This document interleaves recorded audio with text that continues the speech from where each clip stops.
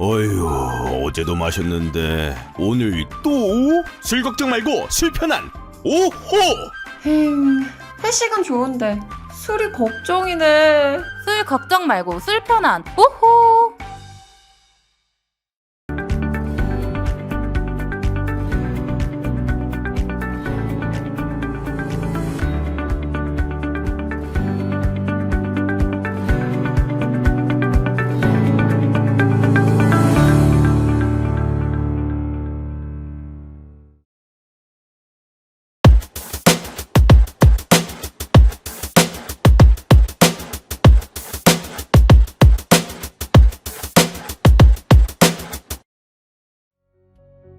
스픽스 구독자 여러분 안녕하세요. 마키아벨리입니다.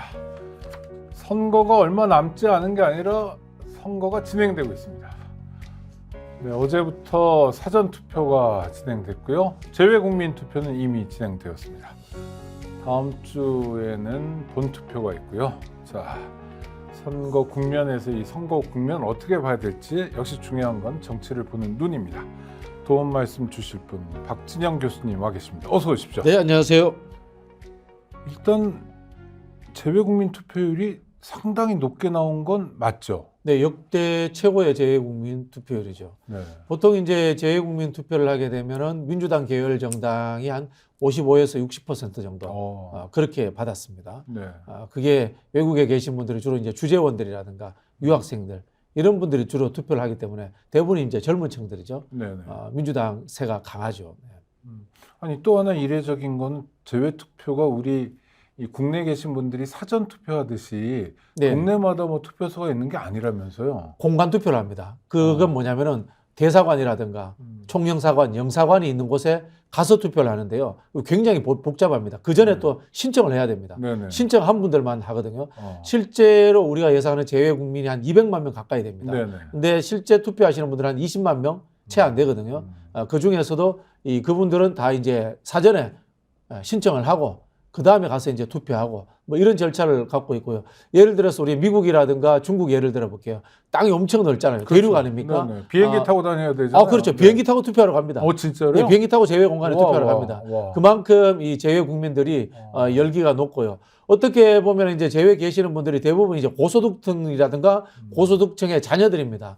생각해 보면 보수 정당을 찍을 것 같은데 전혀 그렇지 않습니다. 압도적으로 진보 정당 계열, 민주당 계열을 찍어줍니다.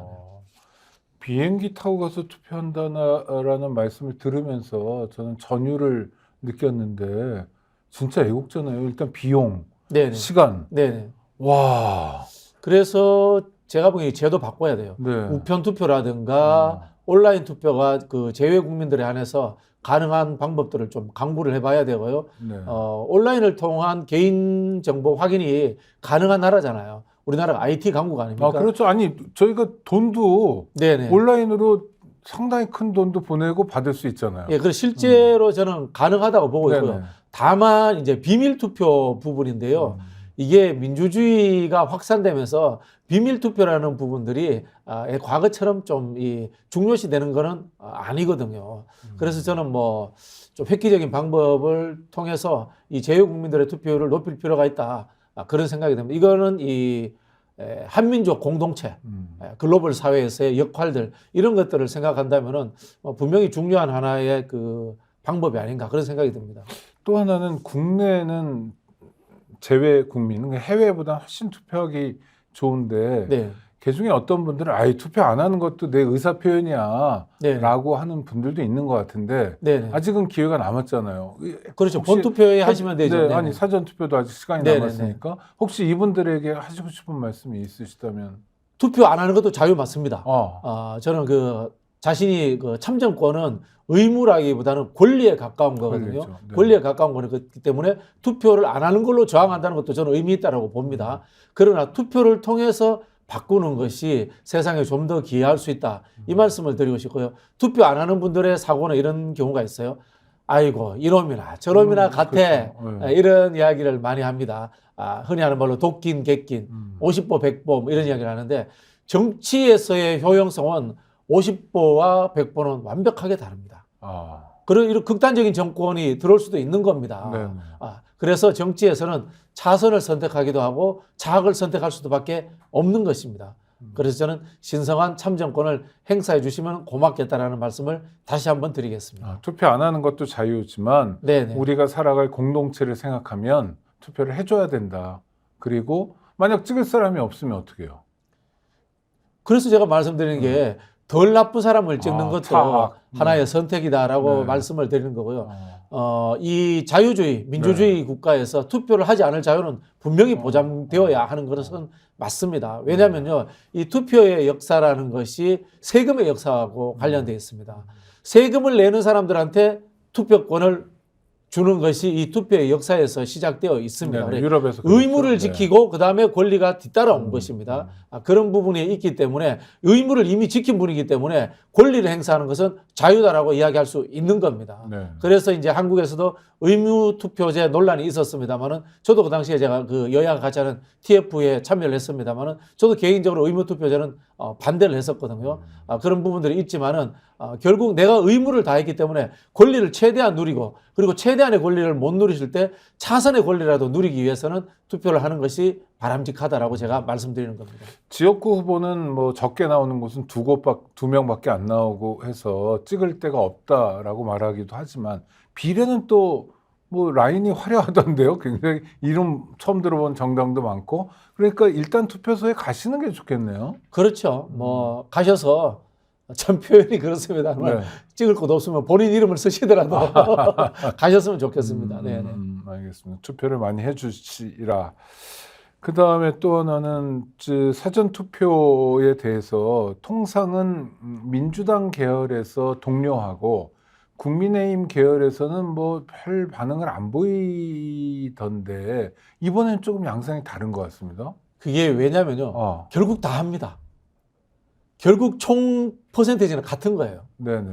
이게 다만 이 사전투표에서 민주당 계열 정당이 역대로 많이 나오니까 사전투표를 의심하니까 그랬을 뿐이지 네네. 실제로 투표할 총량은 총량대로 다 합니다. 그래서 뭐 사전투표에 많이 하나 본투표에 많이 하나 똑같다라는 말씀을 드리겠고요. 사전투표가 투표 용이성이 훨씬 좋잖아요. 네. 전국에서 아무 데서나 투표할 수 있지 않습니까? 네네. 본투표하고 달리. 네. 그럼 사전투표하는 게 편하죠. 그래서 저는 이거 사전투표하지 말고 본투표에 하라. 이거는 말도 안 되는 전략이다. 네. 이런 말씀을 드리고 싶고요. 여기에서 제가 또 하나 대한민국 선관위 지적하지 않을 수밖에 네네. 없는데요. 사전투표에서는 다 가능한데 왜 본투표에서는 불가능한가라는 부분들. 그리고 대한민국 사회가 앞에서도 말씀드린 것처럼 온라인 그 투표 기술이라든가 행정망을 통한 안정성이 전 세계 최고입니다. 통합선거인 명부라고 이야기를 하는데요. 전국 어디서나 온라인으로서 내 이름을 확인해서 투표용지 뽑아서 투표할 수 있는 것이 가능합니다. 기술적으로. 네네. 아니 근데 개표가 어려운 건가요, 그럼? 그걸 이제 개표가 어려운 측면이 있죠. 네네. 아니면은 그걸 전자투표 방식을 도입해도 됩니다. 사실은 정치적 신뢰의 문제이기도 한데요. 일각에서 이 투개표 부정 이야기하시는 분들 있지 않습니까? 네네. 아주 극단적인. 예, 저는 분들이 그런 있죠. 분들을 체제 부정 세력이다 이렇게 이야기합니다. 이게 민주공화제적 질서가 87년 이후에 우리나라는 웬만큼 자리를 잡았고요. 네. 공직사회의 중립성이라는 것은 보장이 되고 있습니다. 이 부정투표라든가 부정개표라는 것이 현실적으로 불가능합니다. 만약에 부정투표, 부정개표가 있었다면 정권이 바뀌는 일도 없을 것 같은데요? 그렇죠. 부정해가지고 정권을 지키면 되잖아요. 네네. 문재인 정부 입장에서 네네. 부정선거를 해가지고 윤석열 정부가 아니라 이재명 정부가 탄생하도록 하면 만사 오케이잖아요. 네, 그런데 그런 일은 없잖아요. 없습니다.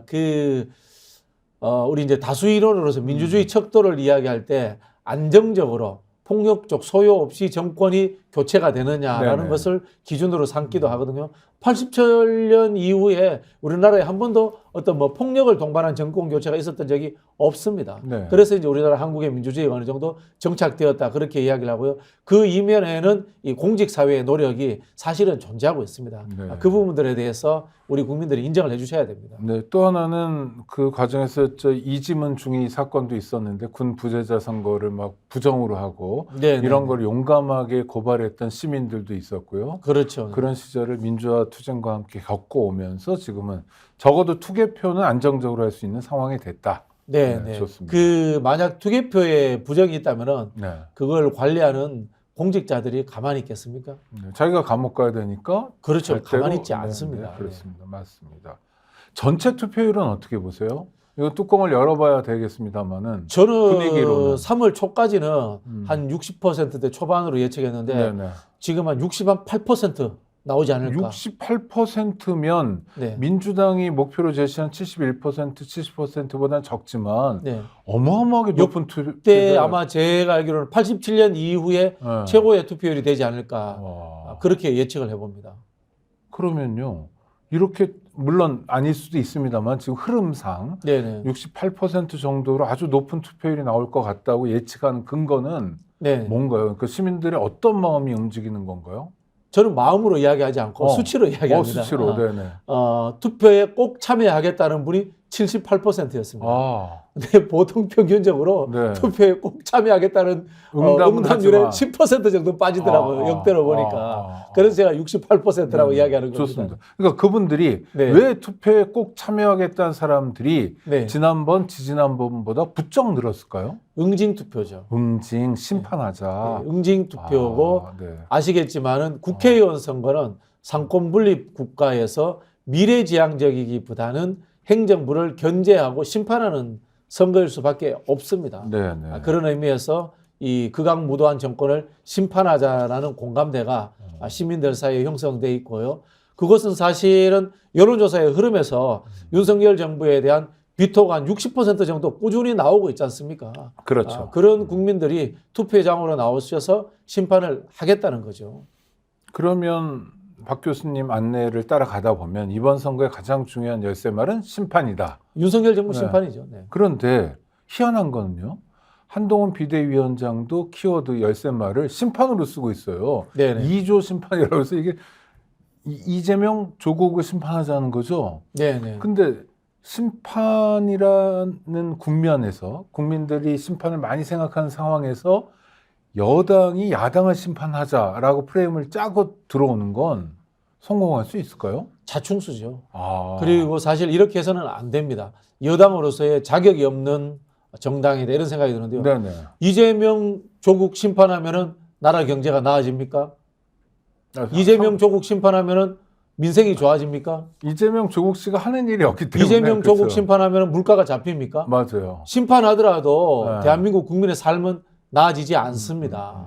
결국은 여당은 선거를 미래지향적인 정책 이슈, 국가를 어떻게 끌고 가겠다, 운영하겠다라는 비전을 보여줘야 되는데 그 비전이 자신이 없는 거예요. 네. 비전이 없는 겁니다. 어. 사실 윤석열 정부의 국정과제가 우리 기억나는 거 있습니까? 없습니다. 아니 압수수색. 압수수색. 죄송합니다. 네. 뭐 농담처럼 실제- 이야기를 하셨는데요. 자, 실패한 정권이라도 하더라도 이명박 정부의 뭐라고 창조경제나 박근혜 정부가요. 창조경제도 네네네. 있었고 녹색 성장도 있었고 뭐 동반 성장도 있고 하다못해 4대강을 파디비면서 이걸 가지고 뭘 하겠다라고 했습니다. 4대강 살리기 뭐 네, 이런 거 이 있죠? 정부는 근데 뭘 하겠다고 한 걸 들어본 적이 없습니다. 의료개혁, 화물 의료개혁도 어쨌든 이걸 보면요. 누군가를 징벌하는 성격이 있습니다. 네네네. 화물연대 노동개혁도 징벌적 성격이 있고 네네. 대다수의 이분들이 잡고 있는 목표가 징벌적 성격을 갖고 있는 거예요. 경제를 발전시켜서 잘 먹고 배불리 살게 해주겠다라는 그런 정책이나 공약은 거의 없었습니다. 이건 여당으로서의 자격이 없는 분들인 겁니다. 그러니까 여당으로서의 자격이 없는 한동훈 비대위원장은 이해가 되는데 국민의힘이란 정당은 그래도 역사와 전통이 있고 거기에도 민주당처럼 당직자들, 당료들이 있을 거 아닙니까? 이런 분들은 선거를 여러 번 치러봤기 때문에 박 교수님 같은 안목을 가지실 수 있을 것 같아요. 이렇게 가면 안 된다. 심판은 심판이 아니라 저쪽은 심판하자고 과거를 보면 우리는 미래로 가자. 네네. 그래서 뭐 경제를 어떻게 살리자고 그러자. 일단 말이라도 왜 안 통하죠? 그런 이야기 저는 충분히 했을 거라고 봐요. 아, 했다. 전략단이나 실무자들이 했을 거 봐는데 문제는 지도자가 그런 경험이 없으니까 받아들이지 못하는 거죠. 한동훈 비대위원장도 특수부 검사 출신, 네. 대통령도 특수부 검사 출신. 그러니까 왜 그런 민생 이슈, 경제 이슈가 중요한지 모르는 거죠. 아니 뭐 모르면 배우고 익히고 뭐 이래야 되는 거 아닌가요? 윤석열 대통령 담화하는 거 죄송합니다. 보셨잖아요. 맞아요. 50분 동안 자기 이야기만 하는데 남의 이야기를 뭐 들을 일이 뭐 있겠습니까? 제가 물어봤습니다. 네. 기자들한테. 보통 그런 담화하면은 기자들과 질의응답 있지 않느냐고 그러니까 네. 예, 보통 다 합니다. 네. 그럼 왜 안 합니까? 그러니까 그러게요. 윤석열 대통령이니까요. 뭐 그렇게 이야기를 하지 않습니까? 기자들이 그 담화하는 현장에 들어오지 못하도록 출입을 봉쇄했다고 그렇죠. 그러더라고요. 네. 아니 또 하나는 이게 담화 말씀을 하셔서 자, 의료개혁, 뭐 의대 정원이 국민적으로 바라는 현안이라 하더라도 그래서 너무 일방적이다 이런 얘기인데 특히 좀 의아했던 게 당신들이 의대 정원을 2,000명이 아니라 좀 더 줄여야 한다면 합리적이고 타당한 단일안을 만들어 와라. 통일된 안을 만들어 와라. 그러면 합리적이고 타당하다는 건 자기가 판단한다는 겁니까? 아니 합리적이고 타당한 안을 의사들 보고 만들어 오라고 했으면은 애초에 2,000명 안은 왜 나왔습니까? 아니, 정부가 내놓은 임의의 기준이잖아요. 네네, 그렇죠. 네. 아니, 그러니까 본인은 타당하고 합리적이니까 네네. 더 타당한 안에 있으면 가져와 봐라. 네네. 이런 얘기를 하는 건데 이건 대통령 문법으로는 약간 어색한데요? 그렇죠. 이게 어떤 느낌이 드냐면은 네. 학생 주임 느낌이 들어요. 학생 과장. 자, 네가 몇 대 맞아야 될지 네 스스로 한번 정해봐. 물론 요즘은 학교 폭력 문제이기 네네네. 때문에 그렇지 않습니다만 옛날에. 저희가 학교 다닐 때 네. 40년, 50년 전에 네. 그런 거 아닙니까? 학생 과장이 너 잘못이 몇 대짜리인지 알아? 뭐 이런 느낌이에요. 그럴 때 뭐라고 그러세요, 교수님이 학생이면? 저는 뭐 잘못한 게 없습니다. 때리지 마십시오. 이렇게 하겠죠. 저도 그러는데요. 선생님이 말로 가르쳐야지 저 폭력으로 가르치시면 돼요. 그러다가 더 많이 맞을 수도 있습니다. 더 때립니다. 그런 느낌이에요. 그래 이게 2,000명도 기준이 왜 2,000명인지 없고 네. 사실 의협도 그다음에 의사 대표들도 몇 명을 내놔야 될지 기준은 존재하지 않습니다. 그럼 결국은 이건 뭐냐면은 타협과 협상의 산물이 되어야 되는 거예요. 근데 정부가 정책을 밀어비추는 방식이 폭력적 권력의 무차별적 적용 아닙니까? 2,000명인 이유가 없어요. 사전에 의견 수렴도 없습니다. 왜 2000년도라서 뭐 20세기라서 2,000명입니까? 뭐 예를 들자면은 이유가 없는 거예요. 뭐 천공이 제시한 숫자다라는 소문도 있는데 참 그런 얘기가 도는 것 자체가 희한한 상황인 그렇죠. 거죠. 그러다 보니까 뭐 얼마 전에 천공이 30% 이야기했는데 다시 또 600명 아니냐 뭐 네. 이런 이야기도 떠돌고 있거든요. 결국은 저는 2,000명이냐 600명이냐가 중요한 게 아니고 결국은 이익 주체가 있지 않습니까? 네. 이익 주체와 정부는 대화를 해야 되는 겁니다. 그리고 정부는 중장기 계획 속에서 이익 주체들을 설득하기도 하고 때로는 뭐 압박할 수도 있습니다. 그러나 압박이라는 것이 이런 식으로 파업하면 다 잡아넣어. 이런 폭력적 압박이 아니죠. 국민의 여론을 통한 압박을 해야 되는 거 아니겠습니까? 사실 의사에 대해서 국민들이 불만이 많습니다. 그렇죠. 여론의 압박을 통해서 의사들을 굉장히 설득하고 압박할 수 있습니다. 그런 절차가 없었던 거예요. 그러다 보니까 국민적 여론이 좋을 수 있는 것들을 폭력적 방식으로 몰아붙이니까 결국은 모든 책임은 정부가 지는 거예요. 그 일각에서는 그 의료 개혁을 한다면서 의대 정원 2,000명 증원을 들고 나올 때 야 저거 선거용이다.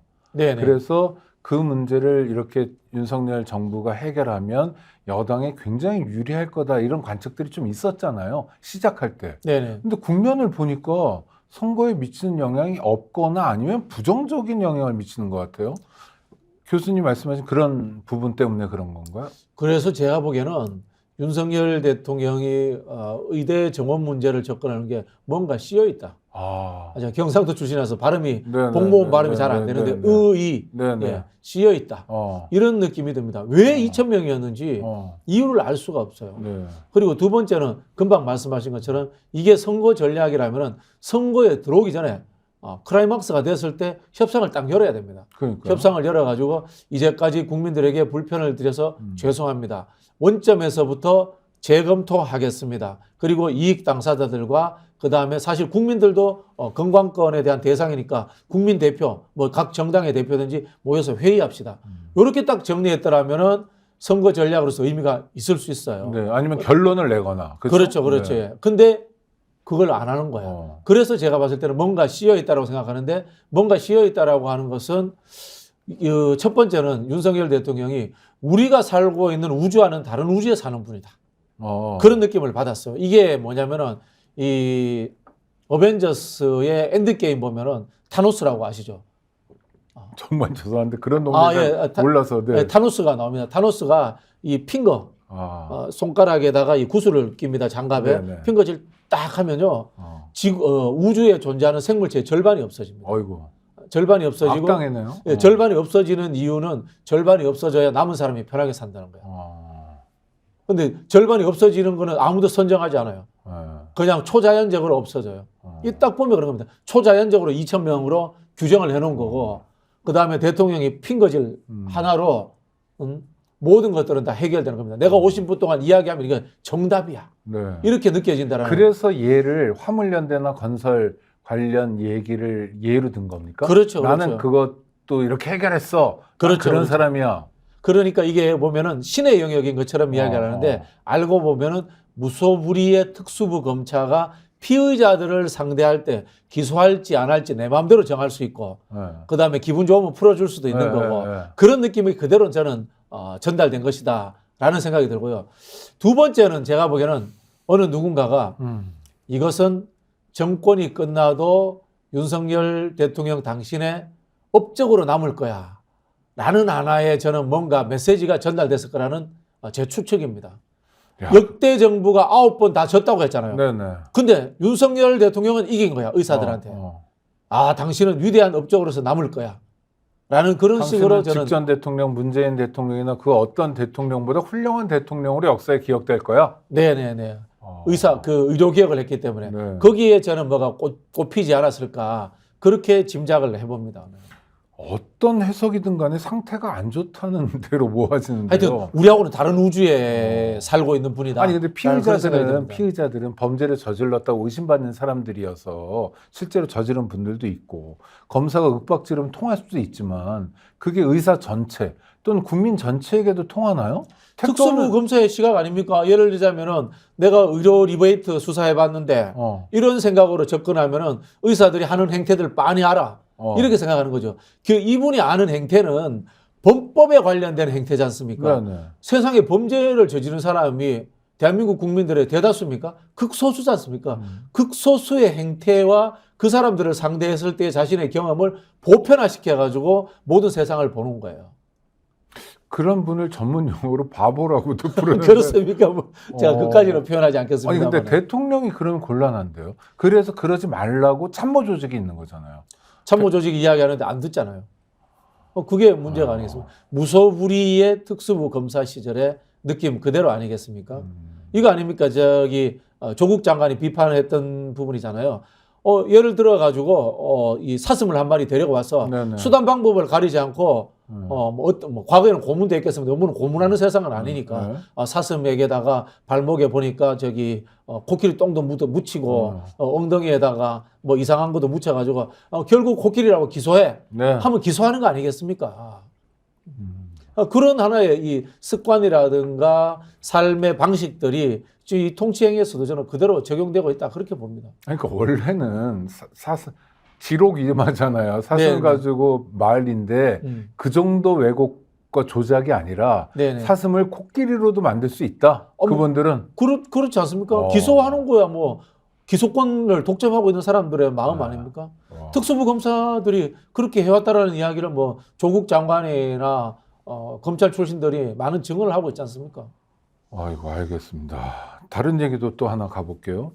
지난 수요일이 이제 4.3입니다. 네네. 4.3 항쟁이라고도 부르고 또 요즘은 4.3 희생자들을 생각하는 의미에서 정부 공식 기념일은 추념일인데요. 4.3 사건 추념일이죠. 네네, 추념일. 그러니까 정말 애도하고 마음을 모으는 건데 희한하게 선거 직전인데도 윤석열 대통령은 물론 한동훈 비대위원장도 참석하지 않았습니다. 이건 어떻게 봐야 됩니까? 저는 그 국가 영역의 일을 해서는 안 되는 분이라고 생각합니다. 둘 다. 한동훈 비대위원장은 좀 다르죠. 정당 네네. 대표가 안 갈 수도 있는데 네. 뭐 거기에 대해서 어떤 메시지는 내놨습니다. 메시지를 내면서 본인이 거기에 이제 뭐 이 재심 재판 관련 어떤 뭐 네네, 뭐 역할을 했다라고 마음은 제주에 갔다. 숟가락 네. 하나 들고 뭐 이렇게 또 끼어들었더라고요. 네네. 좀 그분이야말로 4.3 사건을 이용하고 있지 않나 그런 생각이 드는데요. 이게 국가 기념일입니다. 네. 국가 기념일에 대통령이 안 갔습니다. 대통령이 안 가면서 그런 이야기합니다. 국가 기념일이라고 매년 가야 되느냐? 그러면은 명절날 매년 제사 뭐하러 지냅니까? 그렇죠.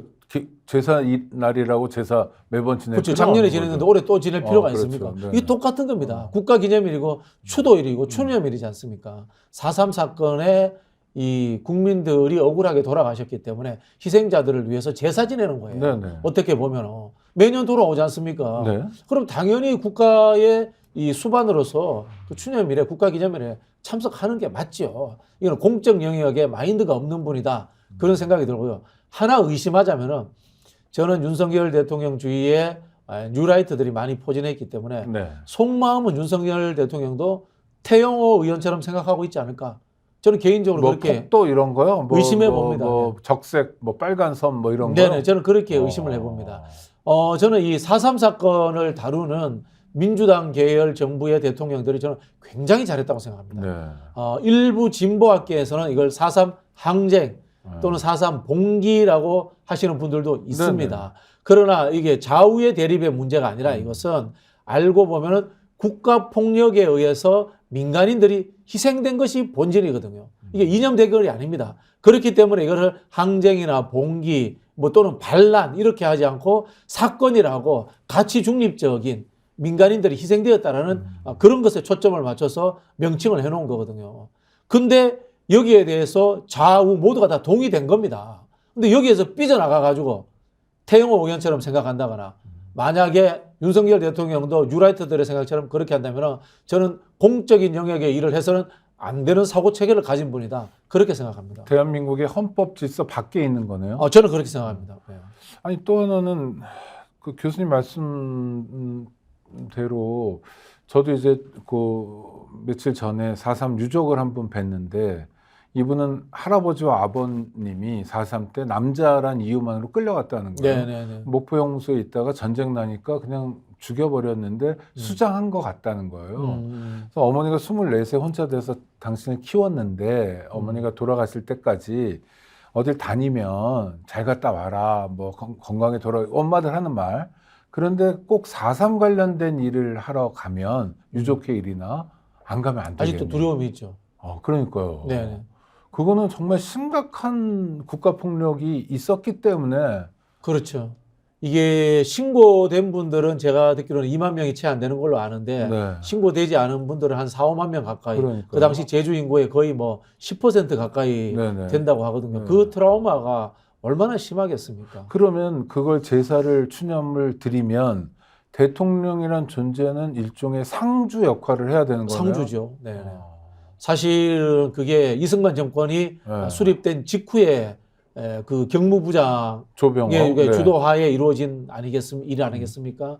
그렇다면 국가 폭력입니다. 네네. 국가 폭력이기 때문에 이거는 그때 대통령이 잘못했더라도 지금 대통령이 반성하고 사과하는 것이고요.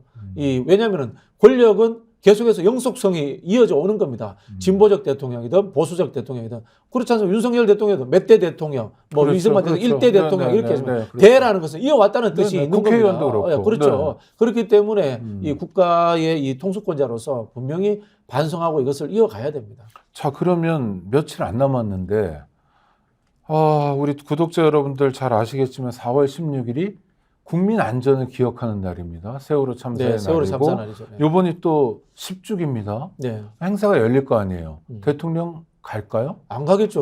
뭐. 당연한 것처럼 안 간다고 하시니 마음이 좀 그러니까 뭐 허전합니다. 어떡하겠습니까? 이게 그러니까 확실히 안 가요? 저는 뭐 안 갈 거라고 봅니다. 절대 안 간다. 안 갈 거라고 보고요. 윤석열 대통령 안 갈 거니까 박근혜 전 대통령이라도 거기 가서 한번 좀 사죄 한번 했으면 좋겠어요. 그럼 믿겠지만 또 아이고 뭐 이런 마음도 들 수도 있겠네요. 유족들 입장에서. 그렇죠. 네. 저기 한국에서의 이 지지자들 간 정당 간에 극단적 대결이 생겼던 게 노무현 대통령의 죽음과 그렇죠. 이 세월호 사건부터예요. 네. 이 노무현 대통령의 죽음 문제는 결국은 이명박 대통령이 저는 진심으로 사죄 안 했다고 봐요. 네, 그랬죠. 이명박 대통령이 노무현 대통령 그 산소에 갔다 온 적이 있는지 모르겠습니다. 봉화마을에. 안 갔죠. 안 갔죠, 그죠? 이거 그분 죽기 전에 가셔야 돼요. 아니 저는 진심으로 참여해야 어떤 장면이냐면 노 대통령 연결식 할 때 네네. 현직 대통령 이명박, 전직 대통령 김대중 네네. 이 두 분의 표정이나 이런 걸 보면 그야말로 하늘과 땅 차이인 것 같아요. 그러니까요. 김대중 대통령이 그 오열을 하지 않습니까? 그막 이렇게 숨도 못 쉬면서 맞아요.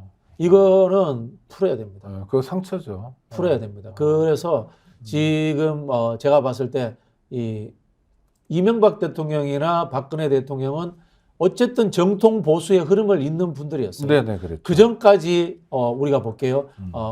군사 정권은 내치고 김영삼 대통령, 그 다음에 이 대통령은 못 됐지만 보수의 적통을 이었던 이회창 총재, 네네. 그런 분들 같으면은 세월호 사건 이렇게 다뤘겠어요? 노무현 대통령 같은 분의 죽음이 있었다면 이렇게 다뤘겠어요? 그럴 사람들이 아니잖아요, 그죠? 그런 생각도 드네요. 뭐 네, 짐작입니다만, 네, 네, 제 짐작이지만, 짐작입니다만은 그래서 비인륜적이고 상대를 경멸해야 될 대상으로 만들어간 저는 최초의 대통령이 이명박 대통령이고 또 국민에 대한 자세의 무책임의 최고봉이 박근혜 대통령이었다. 그런 생각이 들기 때문에 이 두 분들은 그 퇴임하셨고 지금 연세가 있으시니까 돌아가시기 전에 꼭 진짜 이 부분에 대해서 통안의 사과를 하셔야 된다라고 저는 생각합니다. 그래도 이명박 대통령은 광우병 촛불 때 대국민 담화를 발표하면서 네네. 청와대 뒷산에 올라가서 국민들이 부르는 님을 위한 행진곡을 아침 이슬을 들으면서 뭐 어쩌고 이렇게 약간 눈치는 봤죠. 그러니까요. 눈치는 봤죠. 근데 지금 윤 대통령은 눈치를 안 보죠. 눈치도 안 보죠. 아이고 죽겠다. 네, 알겠습니다. 또 하나, 이번 선거에 아주 독특한 장면 중에 하나가 문재인 전 대통령이에요. 네. 파란색 점퍼를 입고 동네 이곳저곳을 마실 나갑니다. 선거운동이잖아요, 사실상. 어떤 의미입니까? 참 표현이 그런데 네. 본인도 사실 책임이 있으시잖아요. 지금 국정의 퇴행. 네, 문재인 파탄에. 정부의 검찰총장이 그럼요. 대통령이 네, 돼서 책임이 있죠. 문재인 정부의 성과를 다 무너뜨리고 있지 네, 않습니까? 그런 부분에서 윤석열 정부가 해도 너무한다라는 생각을 가지고 계실 거라고 봅니다. 제 짐작입니다만은 만약에 이게 보편적인 수준의 보수 정권이다. 그러면은 문재인 대통령은 대중들의 시선으로부터 완전히 멀어지셨을 거예요. 네. 본인 스타일이니까. 네. 그래서 아마 네팔 트레킹도 다니고 그 양산이 산이 많아요. 그렇습니다. 영남 알프스라 그래가지고 이 흑산이에요. 또 그래서 네네. 등산 좋아하시잖아요. 이제 연세 있으셔도 무릎 같은데 부담 없이 관절에 부담 없이 등산하기 좋아요. 네. 그러게 이제 편히 사실 건데 해도 너무한 실제로 군사 독재에 버금갈 만한 민간 파시즘이잖아요. 이 검찰 독재다 이런 생각을 하시니까 책임 의식을 가지고 나와서 심판해야 되겠다. 도저히 내가 그냥 둬서는 안 되겠다. 제동을 걸어야 되겠다. 그런 생각을 가지고 계신 것 같아요. 그래서 멀리는 못 나가시더라도 인근에 부울경만이라도 본인이 이렇게 가서 좀 영향력을 행사하고 싶다. 그런 마음이신 것 같아요. 그러니까 선거운동 간 거예요. 선거운동 간 거죠. 네. 우리 박 교수님은 문재인 대통령 아시잖아요. 네네네. 성격도 알고. 네네. 근데 저도 좀 예전부터 봤는데 70평생 네. 뭐 이런 표현. 네. 이렇게 무도한 정권 처음 봤다. 이런 표현은 문재인이란 개인 있잖아요. 문재인이란 사람 입에서 나오기 어려운 표현. 무도한 정도 쓰시면요. 문재인 대통령이 굉장히 센 거 그 아니에요? 타인한테는 쌍시옷자 들어가는 그런 쌍욕에 해당되는 수준의 그 분노예요. 아니, 무능하다도 센데 그렇죠. 무도까지 나왔어요. 그렇죠. 이분이 과거에 이제 그 홍준표 후보하고 2017년 대선 토론할 때 이런 사람을 봤나 이런 이야기 하지 않습니까? 그게 문재인 대통령이 쓸 수 있는 가장 분노한 최대치? 표현이거든요. 일반 시민의 쌍욕. 그렇죠. 그러니까. 그 정도면은 굉장히 분노하신 거죠. 네. 그 분노는 역시 윤석열 정권의 반복되는 퇴행 때문에. 그렇죠. 퇴행이고 사실 대통령 주변에서 같이 일했던 분들을 네. 얼토당토하지 않은 이 하나의 사건으로 걸어가지고 지금 수사를 하고 있지 않습니까? 네. 그런 부분들에 대한 하나의 불편함 이런 것들이 극에 달하지 않았나 그런 생각이 듭니다. 근데 문재인 대통령의 행보에 대해서 여당 일각에서는 네. 곧 있으면 피고인 될 사람이 뭐 이러면서 또 슬슬 발동을 거는 것 같은데 이거는 어떻게 봐야 됩니까? 한편으로 보면 이제 방문 정서를 끌어내겠다라는 생각도 있고 또 한편으로 봐서는 부울경에 문재인 대통령의 활동이 영향을 미쳐요. 거기에 대한 하나의 이 경계심의 표현일 수 있다라고 이렇게 봅니다. 그러니까 선거 애초에 분석과 달리 부울경 지역에서 민주당이 약진한다, 네네. 선전한다 이런 얘기가 많이 들리는데 이거는 사실에 부합합니까? 그렇죠. 민주당이 이제 공천 갈등이 있는 와중에서 부울경이 폭망할 것이라는 예측도 나왔습니다. 네네. 근데 이제 부울경이 다시 민주당이 이제 반등을 합니다. 이 과정에는 조국 장관의 역할이 저는 컸다고 봅니다. 조국 장관이 지역적 연고도 가지고 있고요. 부산 사람이죠. 예, 네. 지역적 연고도 가지고 있고, 그 다음에 강하게 윤석열 정부에 대한 불만을 가진 분들의 부응하는 메시지를 내준 겁니다. 그런 측면들도 있고, 또 조국 장관이 가지고 있는 개인적 특성도 있습니다. 리버럴, 네. 그 다음에 품격, 이런 부분들이 존재하고 있거든요. 이런 부분들이 핵심적인 민주당 지지층 외의 분들을 움직이는 측면도 있습니다. 그리고 여기 또 좀 더 섬세하게 민주당의 개파 문제로 가면은 친명이 아니었던 지지자들이 다시금 민주당과 조국혁신당 그리고 윤석열 정부 심판에 강력한 관심을 갖게 하는 하나의 동인이 되기도 했다라고 저는 그렇게 보고 있습니다. 또 하나 선거 국면에 갑자기 주목받는 사람이 있는데 김진 씨라고요. 중앙일보에서 논설위원 했던 분. 보통 텔레비전 토론이 예전과 달라서 영향력이 사실 많이 줄었잖아요. 네네. 토론 프로그램이 없어지기도 하고. 근데 MBC 100분 토론에 나와가지고 젊은 사람들이 망친 나라를 노인들이 바로 세워야 된다 이런 얘기를 해가지고 한 방에 팍 떴는데. 그게 이제 본인은 전략적으로 이야기한 것 같아요. 예. 장년층, 노인층들의 투표율을 높이기 위해서 네네. 그렇게 이야기한 것 같은데 네. 실제로 근데 20, 30대 남성들은 또 보수 정당을 많이 찍기도 하잖아요. 지난번에 그랬죠. 그렇죠. 대선 오히려 때. 그런 분들에게 저는 반감을 살 수도 있는 뭐 그런 발언이 아닌가 이런 생각이 들고요. 저는 우리 김진 씨의 발언이 보수가 망가졌다는 증거인 것 같아요. 저분이 중앙일보 논설위원 출신이잖아요. 네네. 과거에 그렇게 아스팔트 느낌이 나는 그런 발언을 하던 분 아니에요. 근데 지금 보수가 망가진 거예요. 목소리가 굉장히 커지고 뭐 이런 저런 극단화되고 얘기- 있죠. 극단화되고 있는 네. 하나의 흐름을 상징하는 분이 아닌가 그런 생각이 들고요. 그리고 또 이분이 토론에서 했던 발언 중에 노무현 대통령 예를 들면서 발언을 했는데 유시민 장관이 바로 현장에서 굉장히 불쾌감을 드러냈습니다. 어떤 대목이었죠? 예를 들면서 노무현 대통령은 양심이 있어서 부엉이 바위로 올라갔다 이런 투로 이야기를 하고 있거든요. 그거는 보수 진보를 떠나서 일륜적으로 해서는 안 될 발언입니다. 사람에 대해 특히 돌아간 사람에 대해서는 그렇죠. 지킬 게 지켜야죠. 네, 그렇죠. 예, 이게 보수가 뭡니까? 그럼 자살 안 한 사람은 다 양심이 없는 거예요? 그렇죠. 그러니까 이재명, 그렇죠. 조국은 양심이 없다 그 얘기하고 싶었던 그 이야기 하고 싶어서 그랬던 거죠. 심하다. 그래 이게 네. 보수가 품격이고 인간에 대한 배려심, 따뜻함 이런 게 있어야 되잖아요. 없어진 거예요. 없어진 거예요. 그래서 제가 봤을 때는 이게 윤석열 대통령 현상인 것 같아요. 보수를 완벽하게 무너뜨려 버린 게. 지금 한번 보시면은 보수라는 것이 한국의 보수라는 것이 산업화 세력이 뿌립니다. 네네. 좋은 쪽으로 표현하면은. 아니 그리고 종교적 의미의 보수도 있어요. 아니 뭐 그렇죠? 종교적 네, 의미의 네, 보수도 네. 이제 뉴라이트가 태동하면서 이제 그 기독교 세력이라든가 존재합니다만은 산업화 세력이라는 정통의 의미에서 국민의힘에 지금 산업화 세력이 없어요. 거의 없습니다.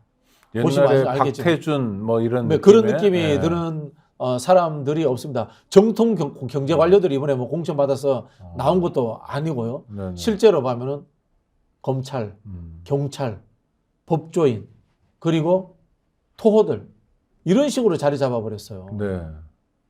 이 과연 보수 세력이란가라고 제가 이제 국민의힘에 질문을 던지고 싶어요. 우리 장해찬 후보 같은 경우 보수입니까 그분이? 좀 아닌 것 같아요. 뭐 네. 모르겠어요. 네. 정체를. 제가 이제 TK 출신이잖아요. 네네. 저도 한편으로서 약간 보수적인 면이 있어요. 네. 뭔가 하면 이제 염치, 경우 따지는 거. 이런 게 이제 TK 보수들의 기본적인 그 특징 중에 하나입니다. 근데 그런 게 없어요, 이분들. 예의 같은 것도 중요하죠. 예의, 예. 그 다음에 뭐 연세 드신 분이나 뭐 어떤 일반적인 의미의 예의 차리는 의미에서 존중 같은 것도 중요하고. 네네네. 근데 예전에 우리가 이제 뭐 진보는 싸가지 없다 이런 이야기 네네, 하잖아요. 네. 사실 그런 면이 있어요.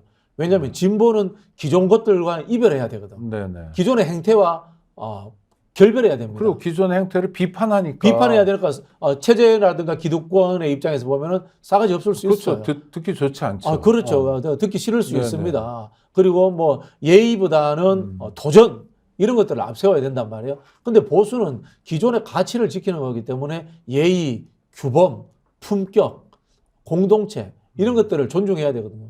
근데 제가 보기에 국민의힘과 윤석열 정부에는 없어요. 저는 저분들이 보수가 아니라고 생각합니다. 유사 보수, 보수 흉내, 보수 네. 인척. 보수 인척. 네, 네. 좋습니다. 아니 교수님하고 제가 지금 방송 시작한 지 한 5분밖에 안 된 것 같은데 네네. 벌써 끝날 시간이 아, 됐어요. 그렇습니까? 네네. 어휴, 구독자 여러분들도 아주 흥미진진하게 보셨을 텐데. 선거 이야기는 안 합니까? 네. 아니 그래서 마무리를 해야죠. 선거 아니 여태까지 선거 이야기죠. 저 네. 지난번에도 전망을 해주셨는데 음. 이번에도 한 번 더 해주실래요? 아니 뭐 간단합니다. 국민의힘은 95에서 한 105석에서 아, 110석. 그대로네요. 예, 그 네. 정도 나오는데 이게 이제 비례 포함이에요? 예, 비례 포함 뭐 아. 그 정도 나오는데 아마 민주당 쪽에서 예측하는 것보다 네. 충청이나 강원 이런 데서 네. 국민의힘이 마지막에 지지율이 한 2, 3%씩 올라갈 겁니다. 아, 마지막에 보수 결집이 살짝 있을 겁니다. 네네. 예, 그러나 대세의 영향은 그렇죠. 수도권에서는 제가 봤을 때는 큰 변동이 없을 것이다. 그러니까 지금 여론조사를 해도 공포를 못 하는데 네네. 마지막 여론조사 보면 동작의 류삼영 후보 같은 경우에 네네. 나경원 후보보다 지지율이 높게 나왔어요. 그러니까 네네. 역전을 했는데 네네. 이런 흐름들이 수도권에서는 계속 이어질 거다.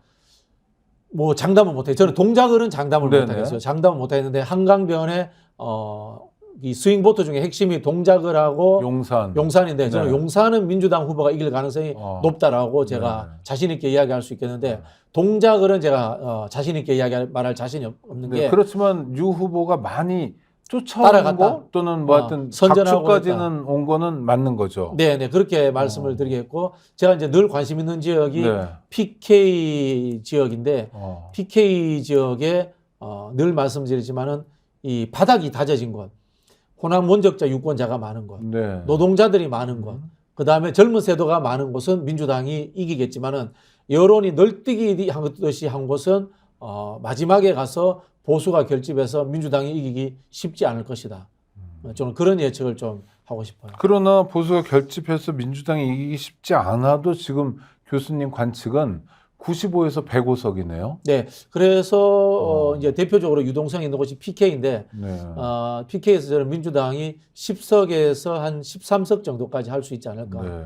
그렇게 보고 있습니다. 그러면은 과거의 국민의힘 입장에서는 한 5석에서 7석 정도가 빠지는 상황이 되죠. 그렇지만 실제적인 효과는 10석에서 14석이 빠지는 그렇죠, 거니까. 그렇죠. 그래서 네. 지난번에 국민의힘이 103석, 그 다음에 유사 무소속 3석까지 해서 한 106석 정도가 됐는데 그 언저리 가거나 그보다 조금 못할 수 있다라고 저는 그렇게 생각합니다. 네. 그럼 선거가 끝난 다음에도 어마어마한 정치 이 판들이 새로운 판들이 벌어질 것 같다. 그 민주당 하기에 달렸습니다. 네, 네. 민주당 하기에 달렸다는 것이요. 21대 국회가 5월 중순까지 기간이 한 달 이상 남아 있습니다. 네, 네. 이때 그냥 당선자들 놀러 가고 낙선했지만은 아직까지 국회에 있는 사람들 해산되는 상황이 아니고 저는 이종섭 그 전 호주 대사에 대한 국정조사 특검 몰아쳐야 되고요. 그리고 이 조국 혁신당에서 주장했던 손준성 사건이라든가 채널A 사건 다양한 하나의 이 소송이 된 것들을 국회로 갖고 와야 됩니다. 그래서 국회를 열어서 속도전을 해야 된다고 봅니다. 저는 이 검찰 정권의 특성상 총선에서 졌다고 해서 반성을 한다거나 어떤 물러서는 것이 아니라 캐비넷을 통한 어떤 이 정치 질서를 무너뜨리려고 하는 그런 시도가 있을 수 있다라고 제가 우려를 하고 있기 때문에 절대 안심할 것이 아닙니다. 총선에 이긴다고 해서. 네. 총선에 이기는 것도 중요하지만 총선 이후의 국면을 어떻게 관리하느냐, 어떻게 채워나가느냐, 국회의 시간을 어떻게 만들어가느냐가 중요하다는 말씀 전적으로 공감하고요. 오늘도 고생하셨습니다. 네, 감사합니다. 구독자 여러분 감사합니다.